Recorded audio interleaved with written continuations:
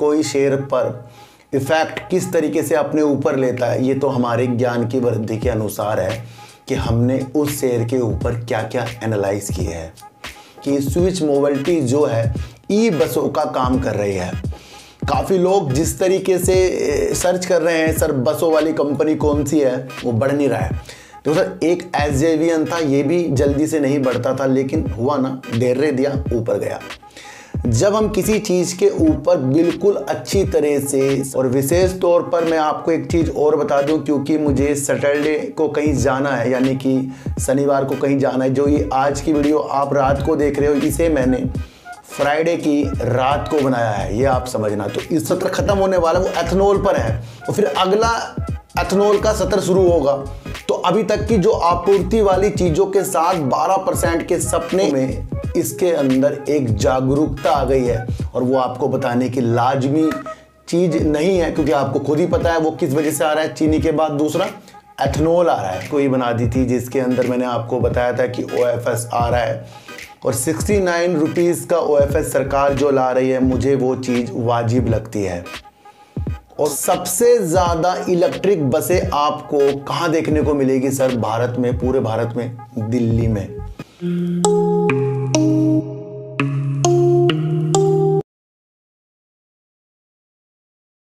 नमस्कार, मैं स्वागत करता हूं आपका अपने ही चैनल पर जिसका नाम है सार्थक बाजार से। और आज बात करेंगे विस्तार में SJVN की, बात करेंगे सर वोडाफोन आइडिया की, और बात करेंगे एथनॉल की, यानी कि रेणुका शुगर हो गई, जो भी एथनॉल पर वर्क करता है जैसे IOC, उसके बारे में बात करेंगे। और देखेंगे कि आगे जाकर हमारी प्रतिक्रिया एथनॉल की वजह से विशेष तौर पर कंपनियों पर कैसी रहनी चाहिए। और बात करेंगे सर अशोक लीलैंड की, क्योंकि उसकी एक सहायक कंपनी को दिल्ली सरकार से एक ई बसों का ऑर्डर जो मिल रहा है, उसके अंदर हमारी प्रतिक्रिया क्या होनी चाहिए। सबसे पहले मैं आपको एक चीज़ बताऊं कि जिस तरीके से मैंने आपके लिए बृहस्पतिवार के दिन जो वीडियो बना दी थी SJVN के अंदर, रात को ही बना दी थी, जिसके अंदर मैंने आपको बताया था कि OFS आ रहा है, और 69 रुपीज़ का OFS सरकार जो ला रही है, मुझे वो चीज़ वाजिब लगती है। और वही रणनीति आज आपको, यानी कि फ्राइडे के दिन जो शेयरों में देखने को मिली, उसके अंदर आपको SJVN जिस तरीके से आपको 10 से 11 रुपये गिर के दिखा रहा था, और वहाँ पर काफ़ी लोग अपना दिल तोड़ रहे थे, तो वहाँ पर एक प्रतिक्रिया पॉजिटिव वाली थर्सडे वाली वीडियो पर थी सर। और विशेष तौर पर मैं आपको एक चीज़ और बता दूं, क्योंकि मुझे सैटरडे को कहीं जाना है, यानी कि शनिवार को कहीं जाना है। जो ये आज की वीडियो आप रात को देख रहे हो, इसे मैंने फ्राइडे की रात को बनाया है, ये आप समझना। तो इसलिए कुछ और अलग चीज़ें जैसे वोडाफोन आइडिया में निकल कर आ जाए कुछ न्यूज़, तो वो इसमें कवर ना हो, फिर आप ये मत कहना सर आपने वो न्यूज़ नहीं बताई, क्योंकि ये वीडियो मैं आपके लिए शुक्रवार की रात को बना रहा हूँ। तो ये विशेष तौर पर आप ध्यान रखना, और जो भी पॉजिटिव न्यूज़ नेगेटिव न्यूज़ कल आएगी, फिर उसके बारे में वीडियो जो है संडे को मैं बनाऊँगा, क्योंकि कल मुझे बाहर जाना है।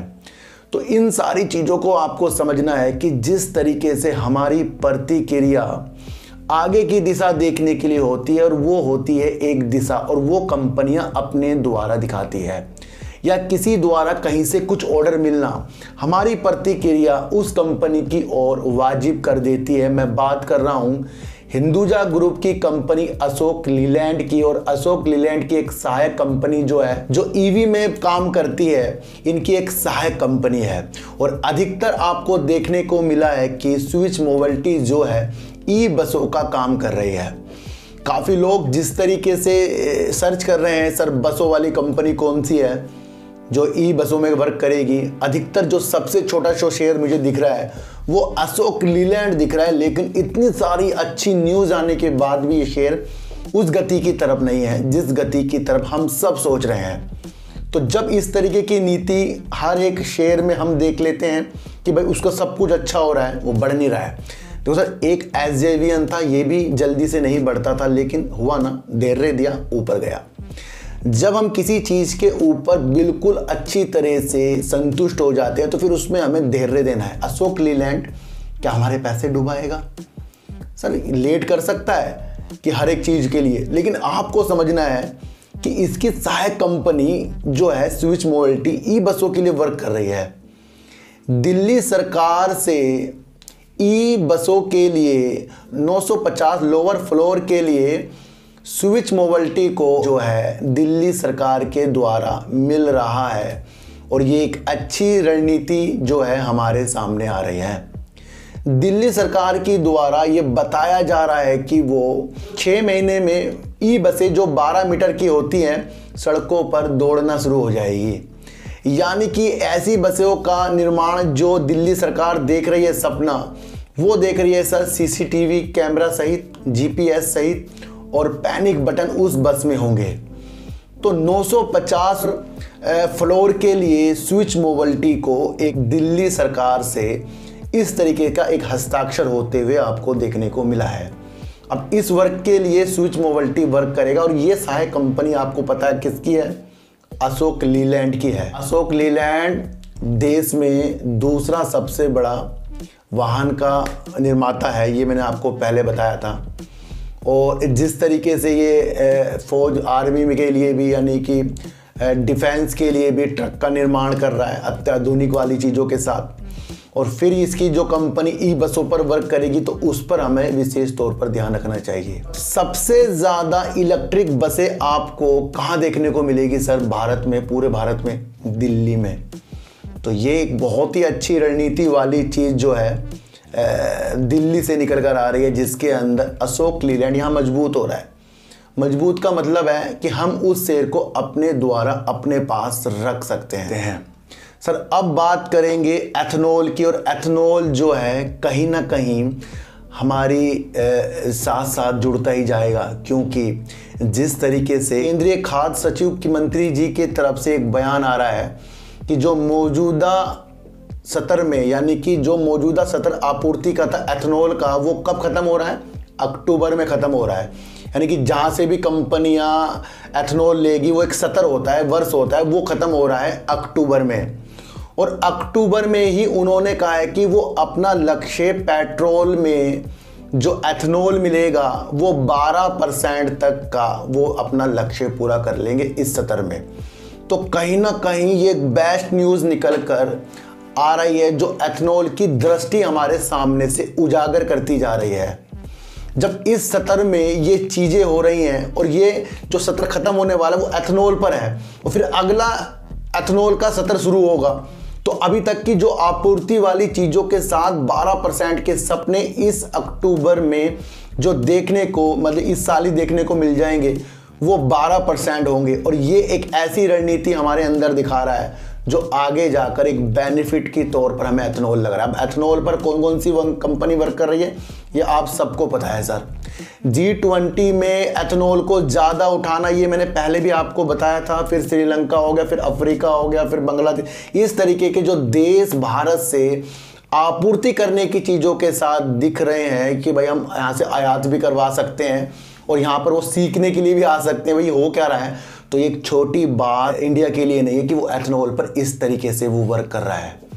तो 12% का लक्ष्य इस साल पूरा होने वाला है, उसके बाद फिर 20% के लक्ष्य के लिए भारत दौड़ेगा, और ये आपको समझकर चलना पड़ेगा। जितना ज़्यादा एथनॉल हमारे लिए इम्पोर्टेंट होता जाएगा, उसके उत्पादन को और ज़्यादा बढ़ाने के लिए यहाँ पर इंडिया में अनुसंधान और विकास की जो परियोजना है उसको भी लागू किया जाना बहुत ज़रूरी है। ये भी न्यूज़ निकल कर आ रही है। भाई सर ने बता दिया, यानी कि हमारे मोदी जी ने बता दिया एथनॉल पर वर्क होगा। अब उसके लिए भी तो एक रणनीति चाहिए हमें कि भाई किस किस तरीक़ों से ये सारी चीज़ें होंगी। तो अनुसंधान और विकास की योजना को बढ़ाने के लिए सारी चीज़ें यहाँ पर जो है उत्पादन बढ़ाने के लिए एथनॉल पर हो रहा है। और ये आपको फिर बता दूँ कि जिस तरीके से कई दशक तक एक चीनी का जो हमारा कारोबार था बड़ा संकट में था, ये मैं नहीं कह रहा हूँ सर, ये सचिव साहब कह रहे हैं कि चीनी का भारत में कई दशक से जो प्रॉब्लम ही थी चीनी में, लेकिन कुछ वर्षों में इसके अंदर एक जागरूकता आ गई है। और वो आपको बताने की लाजमी चीज़ नहीं है, क्योंकि आपको खुद ही पता है वो किस वजह से आ रहा है। चीनी के बाद दूसरा एथनॉल आ रहा है। तो जब सचिव जी ने यहाँ पर चीनी का जिक्र कर दिया है कि दशक तक ये जो प्रॉब्लम में था, संकटों में था, तो उसके अंदर कुछ ही सालों में सक्रिय हुआ है, अच्छा हुआ है। तो ये चीनी वाली चीज़ बता दी। अब चीनी में कंपनियां वर्क कर रही हैं, आपको पता है, तो ये तो आपको समझ कर चलना पड़ेगा। इसके अंदर सर बजाज भी हो सकता है, रेणुका शुगर भी हो सकता है, बलरामपुर चीनी भी हो सकता है। तो यहाँ पर एक जो बड़े बड़े हमारे देश के मंत्री होते हैं ना, उनको एक काम सौंपा जाता है, भाई अब इस चीज़ के लिए देखो, तो उनके द्वारा जो न्यूज़ निकल कर आती है फिर वो हमारे ऊपर इफेक्ट डालती है। ये आपको समझकर सर चलना पड़ेगा। तो यहाँ पर एथनॉल मजबूत हो रहा है। देखो सर, मैं आपको बताऊं, हमने एक दिशा मैंने आपको पहले भी बताई थी, देख ली है। ये दिशा एथनॉल जो है छोटी चीज़ नहीं है। ये वैश्विक स्तर का एक केंद्र जो हमारा इंडिया बनने वाला एक छोटी चीज़ नहीं है। पर इसमें क्या होगा, समय तो सर देना पड़ेगा ना। मतलब समय तो इसके अंदर हमारा लगेगा। अब समय किस किस के पास है ये आपको समझकर चलना पड़ेगा। आगे आगे बहुत कुछ चीज़ें होने वाली है। दिवाली आने वाली है, वर्ल्ड कप होने वाला है, फिर इलेक्शन होने वाले हैं। तो इन रणनीतियों में कुछ कंपनियों में उतार चढ़ाव ज़्यादा होने वाले हैं। उससे ये मत सोचना कि भाई कंपनी बेकार हो गई, कंपनी का काम खराब हो गया। तो इस साल ज़्यादा उतार चढ़ाव के साथ आपको समझकर चलना पड़ेगा। 2G एथनॉल जो है ना सर बहुत अधिक है, लेकिन निवेश जो है ना बहुत धीमा है। अकेले IOC जिस तरीके से अत्याधुनिक 2G का उत्पादन जो कर रही है, करीब 3 करोड़ लीटर एथनॉल का उत्पादन करेगी IOC। लेकिन इससे भी और ज़्यादा आपको समझना है कि यहाँ IOC का भी नाम आ गया है कि जो 3 करोड़ का उत्पादन 2G में करेगी एथनॉल का। तो हो सकता है कि यहाँ और कंपनियां भी जुड़े और अनुसंधान जिस तरीके से विकास की योजनाओं के लिए वर्क हो रहा है। तो यहाँ पर ये नहीं कि ये छोटी चीज़ें सिर्फ IOC के लिए सिमटेगी, ये और ऑयल वाली कंपनी मैंने आपको बताया, उनकी तरफ भी एक दृष्टि देखने का एक मौका जो है न्यूज़ के द्वारा मिल रहा है। अब बात करेंगे सर SJVN ने जिस तरीके से फ्राइडे के दिन आपको उजाले दिखाए, क्या आप उस उजाले से ये सोच रहे हैं कि ये लगातार फिर उस लक्ष्य तक जाएगा? तो ये भी सोचना एक निगेटिव भी हो सकता है, क्योंकि हमें सारी स्थितियों को जानकर फिर अपना व्यू बनाना चाहिए। फ्राइडे के दिन उजाले या थर्सडे के दिन अंधेरे दिखाने से कोई शेयर पर इफ़ेक्ट किस तरीके से अपने ऊपर लेता है, ये तो हमारे ज्ञान की वृद्धि के अनुसार है कि हमने उस शेयर के ऊपर क्या क्या एनालाइज किए हैं। तो आज की एनालाइज SJVN को आपको समझना है कि जिस तरीके से कुछ ही महीनों में कई गुना जो आपको SJVN होता हुआ दिखाई दिया, जो नज़रों में किसी के नहीं था, फिर एक न्यूज़ ने इसका कुछ एक दिन पहले जो पासा पलटा कि OFS 69 रुपीज़ में इसका आने वाला है, उसके अंदर काफ़ी लोग भयभीत और काफ़ी लोगों ने अपने हाथों से मालों को जाने दिया और काफ़ी लोगों ने माल को लिया और काफ़ी इसके अंदर प्रॉफिट बुकिंग आपको थर्सडे के अंदर देखने को मिली। फिर उसी के बाद मेरी एक वीडियो आती है जिसके अंदर मैंने कहा कि 69 रुपीज़ की जो चीज़ें हैं पॉजिटिव है, क्योंकि 71 रुपये में तो शेयर ही क्लोज हुआ है। तो 2 रुपये का फ़र्क और 2 रुपये 4 रुपये 5 रुपये तो ऊपर नीचे शेयरों में हो ही जाता है। पर हम उस शेयर की चीज़ों के बारे में बात कर रहे हैं, यानी उस कंपनी के बारे में बात कर रहे हैं जिसके पास एक अनोखा पोर्टफोलियो है जल, पवन, सौर और हाइब्रिड में, और IOC इसके साथ ऊपर जाने की नवीनीकरण ऊर्जा की राह देख रहा है। तो वो भी एक लक्ष्य जो है SJVN के साथ चलता जा रहा है। आपको समझना है कि SJVN अपनी क्षमता को 3 वर्ष में, ये अब इम्पोर्टेंट चीज़ है, इसको आप याद रखना है। और अब आपका व्यू SJVN में करीब 2 से 3 साल का बनना चाहिए, क्योंकि SJVN की तरफ से कह रहे हैं कि SJVN अपनी क्षमता को आने वाले 3 वर्ष में 6 गुना कर लेगा। बहुत बड़ी बात है सर, 3 वर्षों में 6 गुना अपनी क्षमता को SJVN बढ़ाएगा। इससे आपको समझना है कि ये जो शेयर है बड़ी प्रगति की चीज़ है। अभी ये कहना संभव नहीं कि ये जो OFS के माध्यम से अब ये शेयर नीचे मिल रहा है, ये नज़दीकी तौर में आपको प्रॉफिट दे या सीमित ही कारोबार करे या फिर आपको गिर के भी दिखाए, ये कहना संभव नहीं है। लेकिन अगर आपका व्यू ऊपर जाने यानी कि 3 साल का है, तो निवेशक जिस तरीके से अपनी इसके अंदर एंट्री करना सोच रहे हैं, तो बड़े बड़े एनालाइज करने वाले कह रहे हैं फिर उनका व्यू जो है इस शेयर के अंदर निवेश करने का बन सकता है, अगर उनका व्यू जो है इसके अंदर लंबा है। आपको ये समझना है कि SJVN के पास निर्माणाधीन 16 परियोजना है और करीब पाइपलाइन में करीब 40 परियोजना नवीनीकरण परियोजना के साथ विस्तार कर रही है। यानी कि 16 निर्माणाधीन और 40 पाइपलाइन में कभी भी वो शुरू हो सकती है। बीते दिनों आपको देखने को मिला था इन्होंने नेपाल के साथ एक हस्ताक्षर किए जिसके अंदर ये 669 मेगावाट की परियोजना के लिए वहां पर वर्क करेंगे। अभी हाल ही में नेपाल में इनकी जो क्रियान्वित परियोजना है वो करीब 2059 मेगावाट की है। कंपनी ने ये कहा था कि वो अपनी मेगावाट को ज़्यादा बढ़ा लेंगे, क्षमता को। नेपाल की ही क्षमता इनकी 2030 तक 5000 मेगावाट की होने वाली है SJVN के। तो जब ये नेपाल की परियोजना के लिए, इंडिया की परियोजना के लिए वर्क कर रहा है और अपनी क्षमता पहले बता रहा है, क्या बता रहा है कि 3 वर्षों में अपनी क्षमता को 6 गुना करेगा। 16 परियोजना इनकी निर्माणाधीन है और 40 पाइपलाइन में है। नेपाल में 669 मेगावाट की हस्ताक्षर ये कर चुके हैं और उस हिसाब से 2059 मेगावाट की परियोजना इनकी अभी वहां हाल ही में है और उसके बाद 5000 मेगावाट तक की क्षमता SJVN जो है नेपाल में कर लेगा। अब इंडिया के लिए जैसे मैंने आपको बताया था कि एक तरफ से दूसरी तरफ बिजली भेजना ट्रांसमिशन लाइनों के द्वारा, उसके लिए भी SJVN वर्क करता है। भारतवर्ष में निकासी के लिए और निर्यात के लिए ये जो काम कर रहा है SJVN, करीब 217 किलोमीटर का ट्रांसमिशन नेटवर्क बिछाने का भी काम जो है SJVN इंडिया में कर रहा है। निकासी यानी बिजली की निकासी के लिए और वहीं पर निर्यात करने के लिए। तो आपको समझना है कि 217 किलोमीटर का इसका नेटवर्क जो है ट्रांसमिशन नेटवर्क है और वो उस नेटवर्क के लिए SJVN बढ़ते कदमों के साथ लगा पड़ा है। ये आपको समझकर चलना पड़ेगा। तो इस तरीके की ये किलोमीटर की विकसित कर रहा है निकासी और निर्यात के लिए।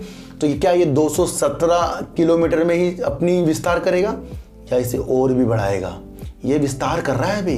तो धीरे धीरे धीरे इसके किलोमीटर जो है निकासी निर्यात के बढ़ते जाएंगे। बिजली को एक जगह से दूसरे जगह जाने के लिए भी बेस्ट वर्क कर रहा है।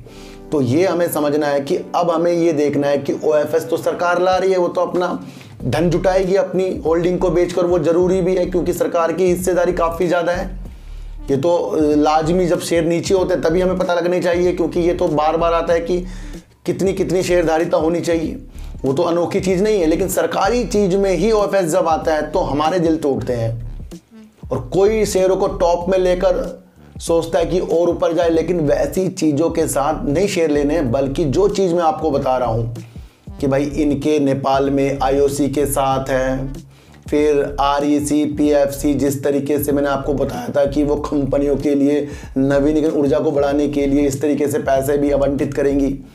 तो ये तो छोटी चीज़ जो है नवीनीकरण ऊर्जा के लिए नहीं है, बहुत बेस्ट काम जो है SJVN कर रहा है। अब आपको समझना है कि 3 साल में 6 गुना करेंगे और नेपाल की परियोजना, यहाँ की परियोजना, इन सबको आपको अपने मन में डालकर होल्ड वाले विचार अगर आपके हो सकते हैं तो बन सकते हैं। लेकिन मेरा ऐसा कोई इरादा नहीं कि मैं इसको यहाँ खरीद दूँ फिर सोचूं भाई ये जल्दी बढ़ जाएगा, उसका वाला शेयर ये नहीं रहा। मैं आपको फिर बता दूं, तो जब कंपनी की तरफ से OFS आ रहे हैं और आगे की मंशा आ रही है, आगे इलेक्शन भी होने वाले हैं, वो भी रणनीति आपको समझकर सर चलनी पड़ेगी। तो सारी मंशा आपको SJVN में पॉजिटिव ही रखनी है, पर लोगों के लिए शॉर्ट टर्म में उतार चढ़ाव शेयर में हो सकते हैं, वो तो हर एक शेयर में होंगे। लेकिन जब हमें कोई व्यू मिल जाता है हमें उस व्यू पर काम करना पड़ेगा, या आपको समझकर चलना पड़ेगा। अब बात करेंगे वोडाफोन आइडिया की। वोडाफोन आइडिया थोड़ा रंगीन था। मैं जिस तरीके से फ्राइडे के दिन आया, और वैसे ही फ्राइडे के दिन ही वीडियो बना रहा हूँ, अपलोड ये शनिवार को हो रही है। जब भी ये शेयर करामाती तौर पर गिरावट के बाद तेज़ी दिखाता है और 11 के ऊपर जब भी जाने की कोशिश करता है, तो काफ़ी जो हम जैसे निवेशक हैं सोचने लग जाते हैं यार दूसरा भी अपर सर्किट मार देंगे, पहला भी मारे दूसरा भी मारे। ऐसा क्या वोडाफोन आइडिया में है कि सबके सब इसी शेयर के उतार चढ़ाव में इतना सम्मिलित हैं कि इस शेयर से जुदा होने के बाद भी फिर खरीदने का मन इसी शेयर पर जाता है। कमेंट में करना कि एक बार जब आप वोडाफोन आइडिया का शेयर बेच देते हो, दोबारा खरीदने का मन क्यों जाता है शेयर में? क्योंकि इसी शेयर में जब तेजी आती है तो वो बहुत जल्दी से हमारी आंखों के सामने आ जाती है। फिर उसके बाद न्यूज़ पर न्यूज़ आपको देखने को मिलती है। बीते दिनों जो आपको यूएस से जो न्यूज़ निकल कर आई थी, ये कल भी मैंने आपको वीडियो में बताया था, उसने इसके 2 से 3 दिन ख़राब कर दिए वोडाफोन आइडिया के, यानी तेजी की रुख जो है ख़राब कर दिए, जो एक फेक न्यूज़ के द्वारा हमारे सामने आई थी और उसकी पुष्टि दोनों तरफ से हो दी गई है। पर उसके बाद ये शेयर अब फ्राइडे के दिन आपको संभलते हुए मिला, तो अब हम समझेंगे कुछ इसके अंदर फंड वाली चीज़ें आ गई। मैंने कहा कि जब पक्के तरीके से, देखो सर शुक्रवार की वीडियो बना रहा हूँ, अभी इस टाइम 9 साढ़े 9 बज रहे हैं रात के, क्योंकि कल मुझे कहीं जाना है। अभी तक तो मेरे सामने कोई फंड वाली चीज़ें निकल कर नहीं आई। और मैंने कहा कि जब शेयर तेज़ी दिखाता है तो ज़रूरी नहीं कि उसमें वो चीज़ हो गई जो हम सोच रहे हैं।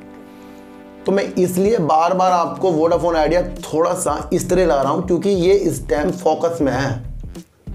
आप अपने दिल पर हाथ रखो। जब मैंने इसके ऊपर 7 या 7:10 पर ये शेयर था, तब मैंने आपके लिए वीडियो बनाई थी। मैंने कहा इसके चार्ट और साइकोलॉजी और न्यूज़ के दौरान लग रहा है कि यहाँ से ये तेज़ी दिखाएगा। उस दिन से तो तेज़ी है ना, पर अब मुझे यहाँ पर कुछ ऐसा लगे कि भाई यहाँ तेज़ी आ सकती है, तो फिर मैं उस हिसाब से वीडियो बनाऊँगा। पर मुझे फ़िलहाल ये लग रहा है अभी इसके अंदर कुछ वो चीज़ें नहीं हो रही हैं। तो अगर आपको इसके अंदर कुछ चीज़ें देखनी है बेहतरीन, तो इंडस टावर पर नज़र रखो। उसमें अगर तेज़ी के संकेत आपको देखने को मिल गए तो समझ लेना कि इसके अंदर भी कुछ आगे जाकर अच्छा होने वाला है। ये मेरी साइकोलॉजी कह रही है, सबकी अलग अलग होती है। क्योंकि मैं तो वोडाफोन आइडिया को इंडस टावर से इसलिए जोड़ रहा हूँ क्योंकि इसको उसको पैसा देना है, तो वो भी हम इसके साथ चलेंगे। तो हर एक तेज़ी ज़रूरी नहीं कि शेयरों में वो हो जो हम सोच रहे हैं। और फिर मैं कह रहा हूँ, एक बार और कमेंट कर देना, इसे बेचने के बाद दोबारा मन करता है नहीं करता है वोडाफोन आइडिया को लेने को? ऐसा कौन सा शख्स है जिसने इसको एक बार बेचा, दोबारा अब इसके चक्कर में नहीं पड़ रहा है? वो भी आगे दिन आएंगे, उसके बारे में हम आगे बात करेंगे। लेकिन फिलहाल तो मन तो करता है इसे खरीदने का, जहाँ ये बेचने के बाद हम तेज़ी में दिखा देता है। तो ऐसा कुछ नहीं, फ्राइडे की रात तक अभी इसके अंदर हुआ है। कल अगर हो सके, यानी कि आज शनिवार को कुछ हो सके तो वो अलग बात है। और मैं ये वीडियो फ्राइडे को बना रहा हूँ, फिर मुझे मत कहना सर ये तो फंड वाली न्यूज़ शनिवार को आ गई है। तो मेरे सामने अभी तक तो इस चीज़ के बारे में पता नहीं है। अशोक लीलैंड को मजबूत तौर पर देखना चाहिए। अब दिल्ली से भी इसकी स्विच मोबिलिटी को एक हस्ताक्षर जो ई बसों के लिए हो गए हैं आपूर्ति के लिए, वो भी एक बेस्ट वर्क है। और आपको समझना है कि ये शेयर तो अभी हाल ही में नज़दीक है, थोड़ा नज़दीक है, लेकिन इसके अंदर धैर्य अगर दिया जाएगा तो वाकई ये कमाल शेयर कर सकता है, जिस तरीके से ई बसों में अपना वर्क करता जा रहा है। और दूसरी तरफ एथनॉल पर मैंने आपको बता दिया, एथनॉल का जो सत्र अब ख़त्म होने वाला है अक्टूबर में, और उससे ही सचिव जी ने कहा है कि अक्टूबर से ही वो अपने लक्ष्य को 12% एथनॉल को पेट्रोल में मिलाने वाली चीज़ों के साथ आगे बढ़ेंगे। आईओसी ही अकेला इतना जो 3 करोड़ उत्पादन कर रहा है 2G एथनॉल का, वो वाकिफ़ नहीं है। और भी बढ़ाने की आवश्यकता है, क्योंकि जिस तरीके से अन्य देश भी इंडिया की तरफ देख रहे हैं, तो आगे जाकर और ज़्यादा हमारा इसके ऊपर ध्यान जाएगा और यहाँ पर अनुसंधान और विकास की योजनाएं और लाई जाएं सरकार की तरफ से, तब जाकर यहाँ एथनॉल पर अच्छे व्यू जाएंगे। और चीनी का दशक जिस तरीके से पहले प्रॉब्लम में था, अब जो चीनी का दशक अच्छा हो रहा है वो हो रहा है एथनॉल की वजह से। तो इसलिए होल्ड करने वाली स्थितियों के साथ हमारा एक नज़र इनकी तरफ जाना चाहिए। SJVN को OFS के माध्यम से अब जिन्होंने देखा देख लिया। अब इसके काम के प्रति और कंपनी के स्टेटमेंट के प्रति लंबी अवधि 2-3 साल की हमें इसके अंदर अब देखनी चाहिए। और बीच में चुनाव भी हैं और उसके अंदर हर एक कंपनी में अलग अलग इफेक्ट तो पड़ेंगे ही, आपको समझ कर चलना पड़ेगा। तो सच्ची वीडियो देखिए, अच्छी वीडियो देखिए, समझ कर देखिए। किसी की भी टारगेट वाली वीडियो में खोना नहीं है और किसी की भी बातों में नहीं आना, चाहे मैं ही क्यों ना हूं। अपनी एनालाइज को ज़्यादा मजबूत कीजिए और न्यूज को देखकर, फंडामेंटल को देखकर, किसी की टारगेट से दूर होकर अपने व्यू खुद बनाइए। और किसी को भी खरीदने बेचने की सलाह मेरे वीडियो के द्वारा नहीं है, बल्कि एक न्यूज और न्यूज के द्वारा मैंने आपको वो चीज़ बताई है। तो सर चिट्ठी को हटा दीजिए, गाय को रोटी दीजिए और अपने बच्चों को ज़्यादा से ज़्यादा प्यार कीजिए, क्योंकि बच्चे ही आपकी मासूमियत से किस्मत पलटेंगे। तो फिर मिलेंगे आपसे नई वीडियो के साथ, जब तक के लिए नमस्कार।